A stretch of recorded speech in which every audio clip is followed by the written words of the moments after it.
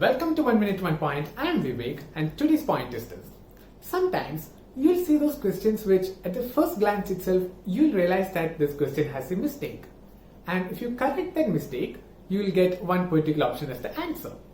What do you normally do? You go and mark that option as the right one, right? What I'll suggest is never ever do this. Why? Because if the question is actually wrong, you'll anyway get marks for free. Because if the question is wrong, all aspirants will be given free marks. You are not going to get something special for marking that option over there. Now, what if the question is actually correct? What if you didn't manage to understand the question in the right senses? Or what if you, for that 30-40 seconds during examination hall, wrongly interpreted the question to be wrong? In this case, you'll surely get negative marks because whatever you had marked, that is the answer of the modified question. So the answer of the actual question, that's something else, but surely not this because this is the one of the modified question.